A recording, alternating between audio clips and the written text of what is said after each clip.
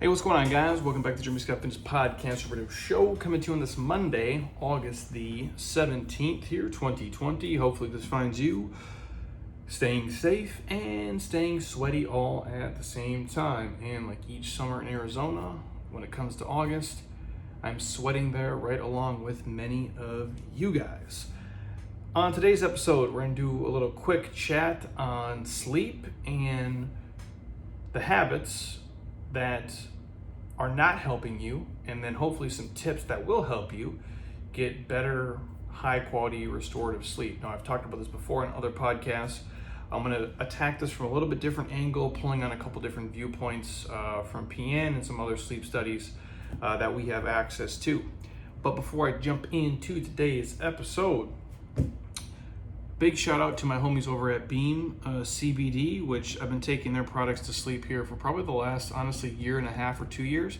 But during the last 6 months, obviously as life has become chaotic and less than ideal for me specifically, I've made it mandatory to take it every single night to help me not only fall asleep, which is ideal so my brain doesn't wander like crazy, but helps me stay asleep so I don't wake up 14 times thinking about all the crazy shit that I have to do and what the uncertainty and the next steps of things that are going on in life. So I've been kind of going back and forth between the tincture CBD and their Dream product, which if you're watching me on YouTube right now, these are the little Dream packets right here. Now they do have the pill form and the powder form. Now the powder form has a kind of that little cinnamon cacao taste when you mix it and drink it before bed, like a little warming, almost like a tea, if you will. But it does have 20 milligrams of the CBD up in there, which is ideal. And then obviously magnesium, and then they throw some melatonin in there as well. So I've been taking that, and I have to say it does help. Heather's been taking it as well. She swears by it, and obviously I think now more than ever with people just stressing about all the, the shit that is surrounding us, it's more imperative now than ever to get quality restorative sleep, whether you can get 9 hours or 8 hours or 6 hours or whatever it is. A lot of you guys parents are homeschooling kids, some of you guys are working from home, some of you guys have lost jobs, or you're in furlough, or you're in this weird transitional phase. And I know obviously if your brain wanders, it's hard to fall asleep, and even if you do fall asleep, when you wake up in the middle of the night, you can kind of have these irrational thoughts where you're stressing and the anxiety. So staying asleep is going to help you in the long run in terms of everything, how your body repairs, recovers. We'll get into that in the podcast, but if you guys want to check out the Beam products that I take specifically, you can obviously visit the site beamtlc.com, and you can put in the code Jeremy Scott to save you guys 20% off everything. Or for some of you listening, like, what, Jeremy, my sleep has sucked and it's suffered here drastically, I can send you guys maybe a couple packets of this Dream CBD product so you can try it. I don't have a ton of the packets around. I probably have, maybe there's like 10 here. So the first 10 people who message me, I can send you a Beam packet, whether it be the capsules or the powder. You can try it and see if it helps you. And again, obviously we know the benefits of CBD on top of that. Again, it's not going to get you high, but it will help you not only get to sleep, but stay asleep and wake up feeling well rested, which I think is ideal now more than ever in terms of we're trying to be, healthy. So again, that's from my homies at Beam, and the code is always Jeremy Scott at beamtlc.com. And then again, I'll send you guys some packets to try if you are interested, just because I think it can help a lot of you. And I know how annoying it can be when you can't turn your brain off, which I've struggled with that, different times during this, because there is no, I can't get into my normal routine. Like there's no certainty. I'm used to, running my life and running this business like this, well-oiled machine. I wake up at this time, I work at this time, I can come off at this time. It's very robotic, and obviously there's always different things that happen in the day, which makes each one uniquely, individual. But when you can kind of have an outline of, your current day, your current week, your current month, and the year, it does make things easier. It makes sleep easier. It makes turning your brain off easier. I know for a lot of us right now, that's not, it's not ideal, and it isn't happening as much. And so I know a lot of people are suffering with bad sleeping habits right now. And so that's why I wanted to do this podcast, because I do think it's important, even though we've touched on some of these things before. I think to drill down on some new ones, especially because the environment and the landscape of what we're all living in right now is uniquely different. And so obviously we already know, sleep is critical to your health. I can't say that enough. Like, sleeping is crucial for you being at your best no matter what you do for a living. in my opinion, sleep is just as important as the nutrition and the exercise when it comes to not just body composition and how you look and performance, but for improving your overall health. I put it on the same level as that. Now you can probably get by with crappy eating for a couple days. You can probably get by with skipping workouts for a couple days, and you can probably get by on crappy sleep for a couple days. But in the long run, if one of those things is lacking and suffering, you're never going to reach your goals. You're never going to feel your best. And so I bring in the nutrition aspect of it, and I bring in the health aspect of it to parallel how important the sleep is to you guys. And for a long time, I tried to, maybe do too much and run on empty, and you wore this, lack of sleep as like a badge of honor, or you were like a tough guy and you could get by on just 3 hours of sleep. But I suffer because of it for sure, and now I can tell, even if I stay up later than normal. Let's say I stay up till midnight, which for me is like insanely late because we were with friends and we hung out and then we came home and you have to unwind or whatever. I'll wake up the next day and it'll feel like I'm hungover. It'll feel like I had 20 beers even though I didn't have a single drink.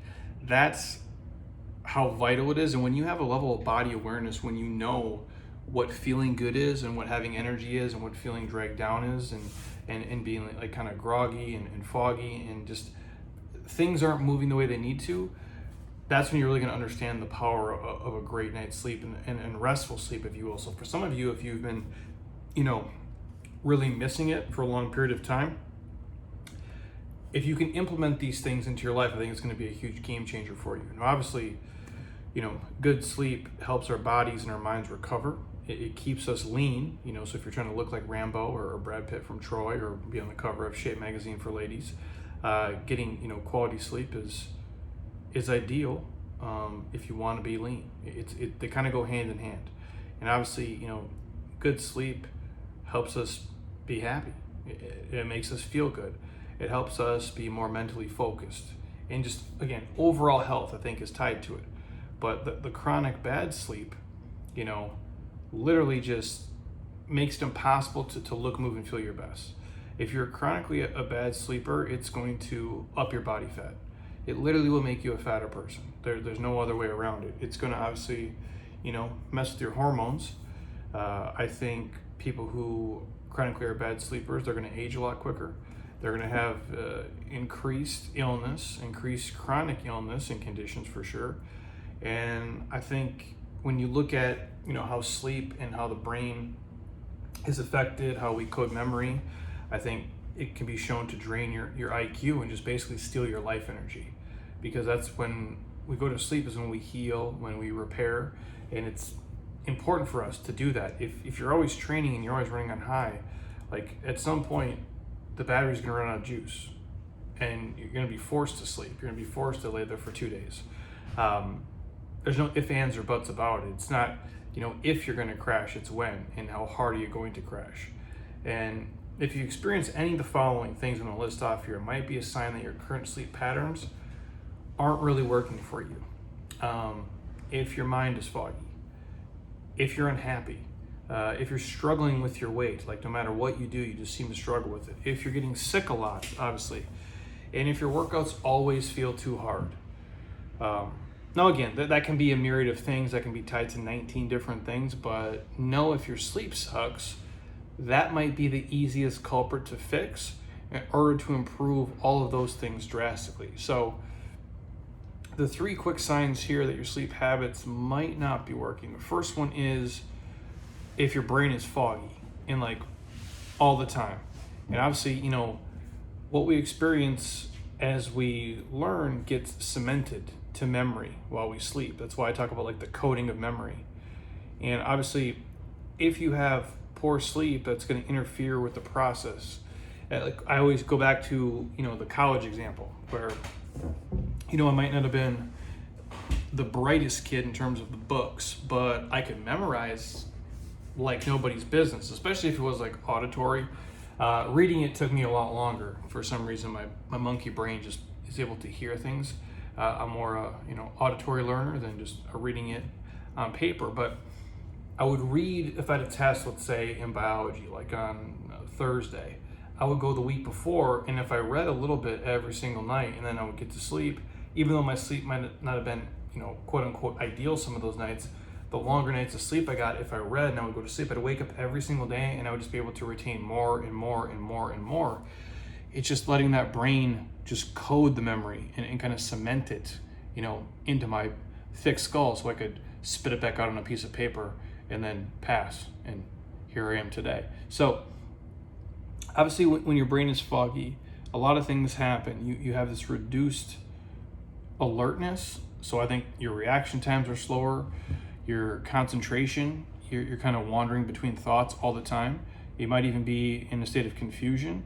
There's going to be forgetfulness involved in that, and it might even have like this impaired judgment. I felt that before.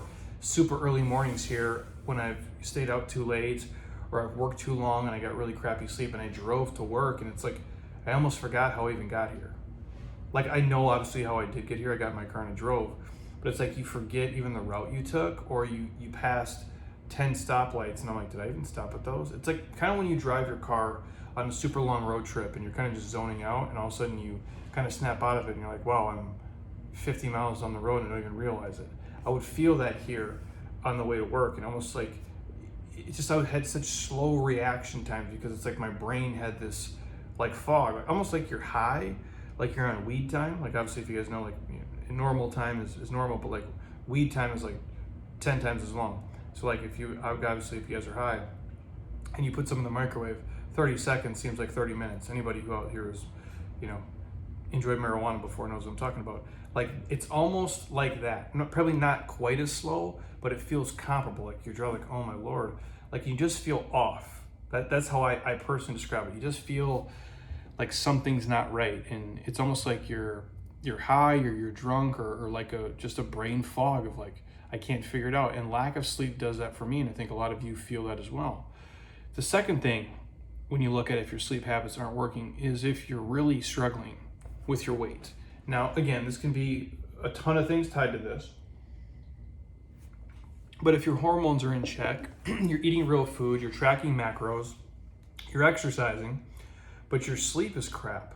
And again, I don't just mean like, some of you guys might go to sleep at a decent time and wake up at a decent time, but the quality of sleep, like the latency of it, like you might wake up 19 times during the night. That's not ideal for quality sleep. So if you're struggling with the weight, it could be you're not staying asleep. You're not getting that deep REM, that restorative sleep that the body needs. Now, obviously, poor sleep is linked to excess body fat because it can, for one, disrupt your appetite. So you don't feel hungry at the same time. So your appetite regulation is off, which causes you obviously to feel hungrier at odd times or more often, or hungrier than normal, which I know for me is a huge issue. And obviously that can lead to increased calorie intake, poor food choices. And also, the excess body fat can reduce your sleep quality as well. So it's kind of like, you're running into multiple problems through this. So because you're struggling to lose weight, your appetite is not normal. You feel hungrier more often and probably at odd times. And that leads you to overeating, which the overeating leads you to have excess body fat, which also kind of feeds into reduced sleep quality. So you see the issue here. If the sleep sucks, it puts you in this terrible cycle that just perpetuates itself over and over and over. It's like a hamster wheel of shit. And that's why I say it's very easy to wander into bad habits. It's easy to wander into being overweight. It's easy to wander into being out of debt. It takes a conscious effort to get out of all those things and break the habit and break the cycle. And that's why you have to have a level of body awareness and really understand what's going on, whether you're tracking your sleep quality, whether your husband or wife tells you what you're doing. We'll walk through the tips that are going to help you, obviously, as you guys go through this, but that's probably the biggest thing. And the third one is you're getting sick a lot. That's probably the big thing. Obviously, if you find yourself getting sick more often than like what I would consider normal, and I'm not even sure what that is, if that's people who maybe don't feel well once a year or once every like 2 years, I'm really hard pressed to know. I guess I should have looked that up before I did the podcast. Like, what's a normal person feel ill and have sickness? Because Heather and I were talking about this actually the other day, and we're basically just talking like, when's the last time that we got sick? And I know I took a trip to Barcelona like 4 years ago. I remember that. And then I maybe had a sinus type infection maybe 2 years ago, but I can't really remember if that's was before the trip or after the trip. And that's, you know, why I'm not sure how often normal people get sick, because it doesn't really happen for us, knock on wood, that often. I'm not saying it doesn't, but I make it a point to obviously eat real food, you know, take my athletic greens, you know, take my normal supplements that I take, and obviously get quality sleep every night so I don't get sick like a quote unquote normal person would. But when you don't sleep enough, obviously your T cells can go down and the inflammation can go up. And that's not good, you guys. So let me say it again. When you don't get enough quality sleep, your T cells, which again are like those Mike Tyson cells in your body that kick the shit out of stuff that comes your way, when those go down, inflammation in the body can go up, which can result in increased vulnerability to viruses and bacteria, which in this season of life is terrible. It's terrible in every season of life, but it is obviously not what you want to be happening right now. It also can result in acute increased risk of getting sick. So you're more susceptible to getting sick over and over and over again. It also has an increased risk of heart disease and other like inflammation related illnesses. If that isn't enough to make you want to get better quality sleep, I don't know what is. Especially now when we know, you know, if you look at the current pandemic of people, what's going on, people that are getting, you know, the sickest on average. Now, there's obviously going to be outliers, so don't like at me and say, Jeremy, you know, because my friend, I get all that shit. But when you look at it over that, the people that are getting it the worst, the people that are feeling the worst on average, and I'm generalizing here, the people who are obese, the people who don't eat right, the people who don't exercise great, and the people who are getting shitty sleep because their body can't fight off what's coming their way. They can't repair. So if we know poor sleep habits can lead to an increased vulnerability of viruses and bacteria, why would we not want to make sleep one of our top priorities? So those are three things. If those three things are happening to you guys at scale, brain fog, struggling to lose weight, and you get sick more often than you think should be happening, which if I had to guess, I would say once every couple years, you maybe don't feel great. Obviously, like food poisoning, it can happen in allergies and stuff. That's not what I'm talking about. I mean, like legitimately you get sick 1, 2, 3 times per year, every single year. I think you have to look at the kind of sleep you're getting and then obviously reverse engineer from there in terms of supplement and diet and all these things. But if those things are happening to you, I'm going to share just 3 basic tips for hopefully better sleep for you guys. Obviously, if you've been, you know, endlessly and understandably, you know, looking at the news and reading all the panic porn bullshit that's out there from sun up to sundown the last couple of weeks, you probably found yourself, you know, a little bit more stressed than you were, let's say, in December, January, and February. I think we can all agree, even if you don't watch the news and even if you don't immerse yourself in that world, you probably feel more stress over the last 6 months than you did the 6 months previously. Now, some of you maybe not, but if you're in that boat where you feel this, you know, stress and uncertainty and you just feel kind of off, it's understandable. And you probably have noticed that the quality of your sleep has changed during this time. I think maybe your schedule is different than it used to be. Like I said before, maybe you're homeschooling kids, maybe you're working from home, maybe some of you are getting better sleep because you're not traveling as much and you don't have as much stress. But I think for most people, you know, the dynamic of, you know, the economy, what we can and can't do, where we can and can't go. And again, that's why I always say to the parents out there, you know, much respect to you guys. I couldn't imagine, you know, obviously homeschooling, you know, your kids. I couldn't imagine what that does to, you know, the quality of your sleep. And I imagine that has probably changed things a little bit in terms of how you navigate your day. And side note, like I asked my dad that on the phone, like probably a couple weeks ago. I'm like, what would you do if like we had to do homeschool? And I was like 10 years old. He's like, I'd probably just sit you in front of the TV and be like, here's a soda and some chips. Like, good luck to you. You know, because my old man would work and my mom would too. And so I'm trying to think about this. Like if I took reverse engineer this and made myself like a little kid, how strenuous this would be on them and how weird it would be for me. Like if I was 10 I'm old enough at that point to get on my bike and ride to my best friend's house. We would probably just play video games and sports all day if our parents were working, because what other choice did they have? Like, my dad was over the truck driver. Like, you had to get in your truck and drive. You couldn't sit and homeschool me. It wasn't going to happen. My mom maybe could do her job from home, but again, she would have to be on a phone all day, working with, the people that work for her and selling stuff and building relationships with clients. How are they going to deal with me? And so that's why I say for the parents out there, I'm sure it's been more than stressful. So my hat is off to you for however the hell you guys navigate that, because I got enough problems to navigate myself. Heather and I got enough just doing what we do. We got a dog, and all that thing does is make us smile. So I tip my cap to you guys. But if you are a little more, restless, and you find it harder to doze off,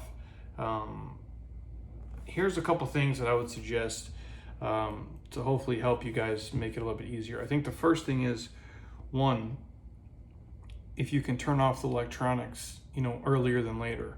And I've been guilty of this too. I like to fall asleep to the TV and to basketball and to movies and things, and I have my own kind of routine, and then, Heather will click off, all the stuff for me. But if you can remove your eyes from all devices for at least a half hour before bed, I think you're going to have a better time sleeping, even that is the routine, because they say the artificial light, kind of interferes with your production of melatonin, which obviously in the Beam CBD product I mentioned, the Dream, they throw the melatonin in there to help you sleep. But when you're looking at that, your phone screens, the iPads, the TVs, that can mess with your production of melatonin, which obviously melatonin can help ensure that deep sleep, and which may help regulate your metabolism. That's where it ties into, we're doing things, there's stress of life, there's stress of the world, from your job, from your kids, the economy, the environment, all the shit that's going on, not to mention your personal life with your family and your friends.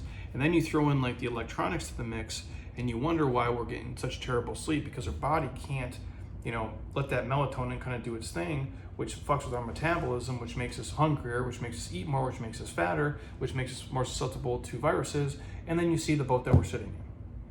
And that's why I make episodes like this, because if a couple of these tips or a little, thing here or there can help you guys, I'm all for it. Now, I mentioned the electronics first, just for the fact that if you guys are watching me on YouTube right now, I actually have these UV blue, are they UV light, or is it just the blue light? I don't even know.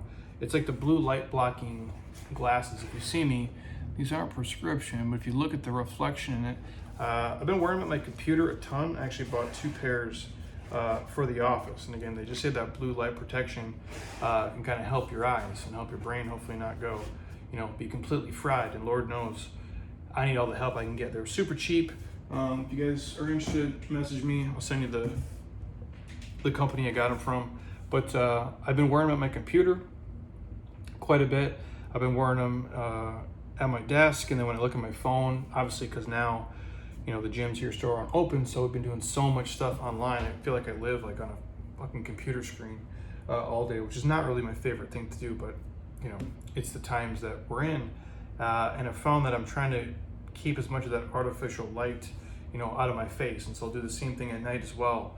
And then obviously try to, I keep my phone in a separate room completely. That's probably another one thing that I do, which is kind of connected to this.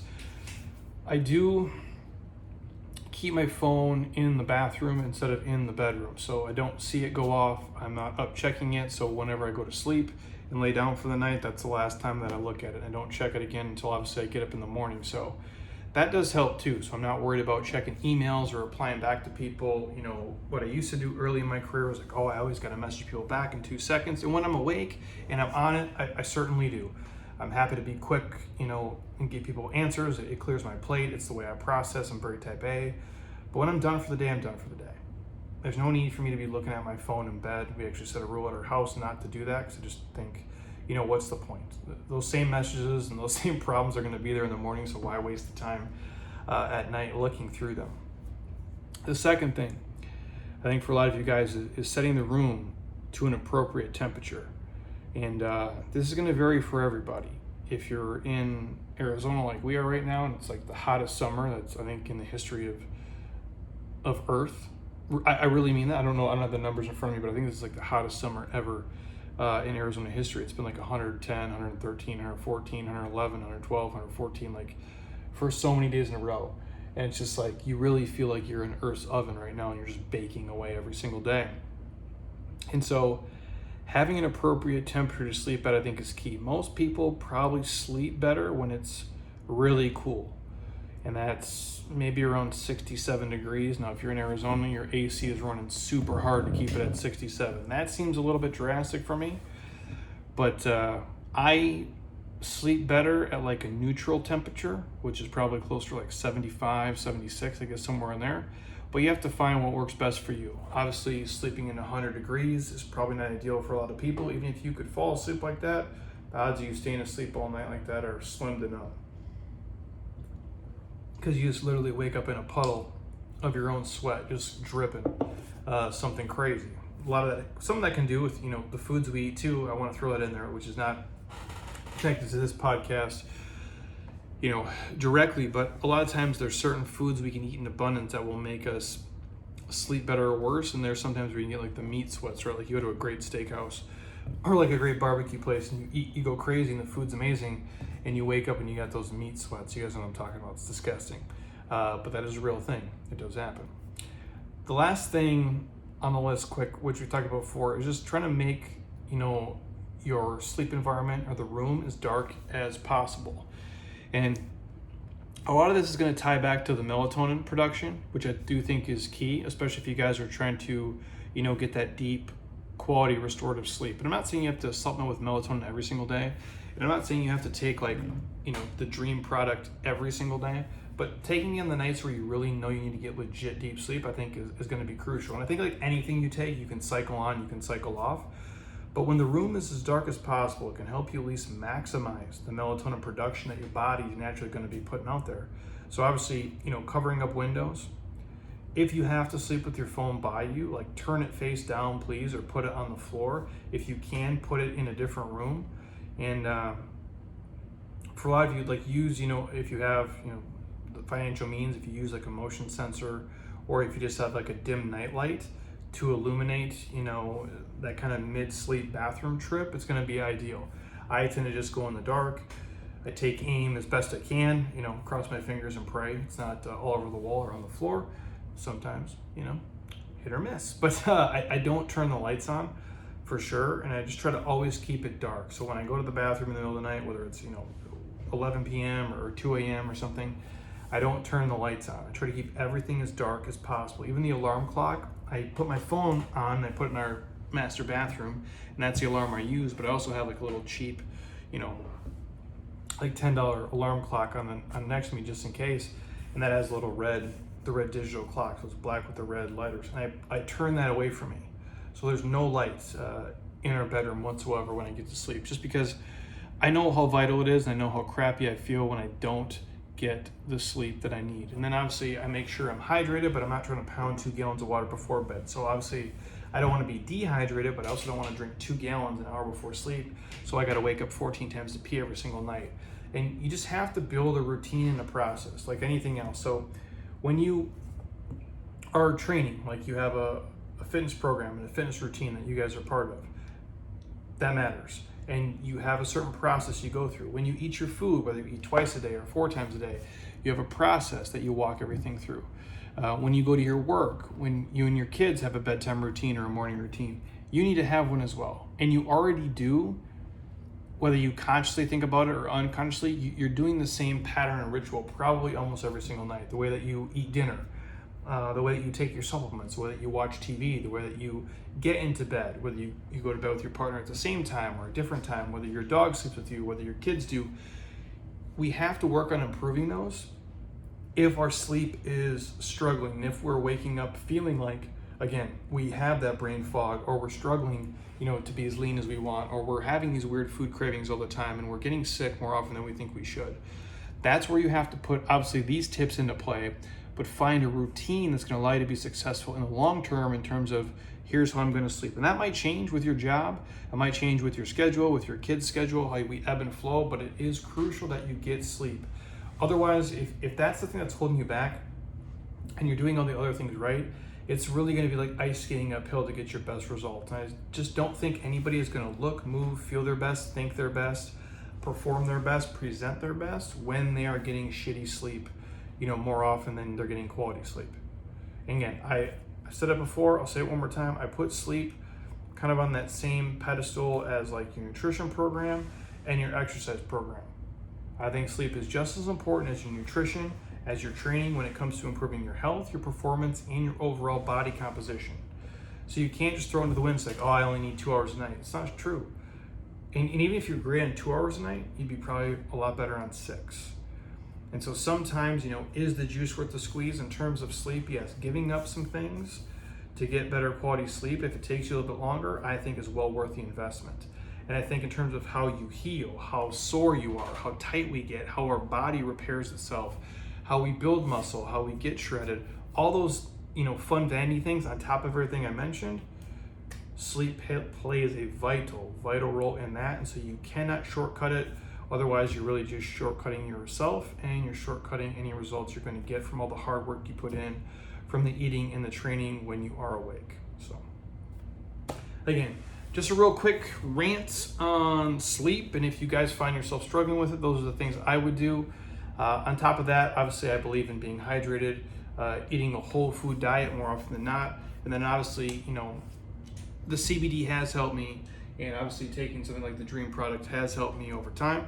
And so if you guys are interested, hit me up. I'm happy to send you, a link and get you 20% off just to give it a shot. Or if you really want to dig into it but you're not sure, I'll literally just shoot you the pack right to your front door. You can try and see what you think, how you wake up, and how you feel. I'm a huge, obviously, CBD fan in itself. I'm a huge fan of melatonin and magnesium as well. All things that are proven to help you guys, get a better restful night. It's like anytime I feel like I might be getting sick, anytime I feel like I might be getting run down, I do make it a point to get even more sleep. And more often than not, I feel better almost instantly from that. Sometimes it can be 1 night, 2 nights, or 3 nights, and you're like, wow, that's it. That's why they tell you, like, when you're sick, get more sleep, let your body rest. Because when we close our eyes and we can get into that deep state of REM, it's when everything starts to heal and repair, and our hormones can regulate, and it just makes life a lot easier. And so don't make things harder on yourself. Don't wear, staying up super late and being exhausted as like a badge of honor, because it's not. It's more like a badge of stupidity. And I should know, I did it for many years. I try to get by in 4 or 5 hours of sleep, and you can only do it for so long, and then eventually you do pay the price for it. And whether that be mental things you forget, or you just don't have energy, or you just don't look your best, whether that be physically in the body or in your face. Nobody wants to look prematurely older than they need to because they didn't take care of themselves. Like, you won't want to look like you're 42 but you look like you're 62 because you haven't slept in 3 weeks. It's like nobody wants to look like they crawl out of a dumpster when they present themselves. And I think poor sleep is a huge component for making people age faster than they need to. So any questions on sleep, you guys, or my sleep routine? I actually might throw a video on YouTube and IGTV as well, kind of like my sleep routine, how I kind of prepare, the things I take before bed that have helped me, that I think can obviously help a lot of you guys as well. But Beam has been a huge part of that for me personally. Again, I'm a fan of the natural products. I don't like to do the pharmaceutical stuff for sleep. It makes me feel weird, and it kind of fucks me up, man. I think sometimes those sleep pharmaceuticals put you in this like state of like awake and sleep. I think it's honestly worse than a lot of the illegal drugs out there, if you want my 2 cents with that. So I try to go the natural route with everything, things that you're not going to be addicted to, things that you're not chemically dependent on, things that kind of naturally work with the body, that have been proven to help people naturally get into a good sleep cycle and a good sleep pattern, and have them wake up feeling rested and not like groggy and hungover. It's like if you ever take Benadryl, like when you have allergies and you take it and you go to sleep and you wake up and you're like, what the fuck is going on? Like, I hate that feeling, because I hate having the day before steal from my next day. And that's what I always felt when I took stuff that was not natural to get sleep. And so that's why I kind of go the natural route and suggest the things that I do. But hopefully you guys enjoyed that. If you happen to be on iTunes right now, stop. Don't be a lazy ass. Drop me a 5-star. Leave a comment as well. I truly would appreciate it. If you're on your iPhone, all you have to do is go to the podcast app you're listening to right now. Scroll your finger all the way down. It might take you 30 seconds because we've got so many episodes. And literally just click 5-star. leave a little note. I'd appreciate it. Share this with a friend or family member who you know struggles with sleep and maybe knows this information but just needs to hear it one more time because it's going to help them in the long run. And obviously I'm happy to send them a little pack of the dream too if it's going to help them get better quality sleep and help them find something naturally to get them into a state of just more restfulness and just wake up feeling refreshed and good, like they can kick the shit out of the world and not feeling so stressed and run down and just filled with brain fog every single day, because that's not fun. So probably gonna bring Heather on the podcast, I would say tomorrow or Wednesday at the latest, but we'll probably get an episode tomorrow, kind of chat about our weekend, what we got going on, and a couple other tips to help you guys, and just some easy listening to put you in a good mood and get through this weird never-ending season of life we are in. So I appreciate you guys. Thank you for listening. Thank you guys for watching on YouTube. We appreciate you. And until next time, eat well, train hard, be nice to people, and please, you guys, keep doing shit you love with people you enjoy, because your life is too short not to. I'll talk to you soon. Peace.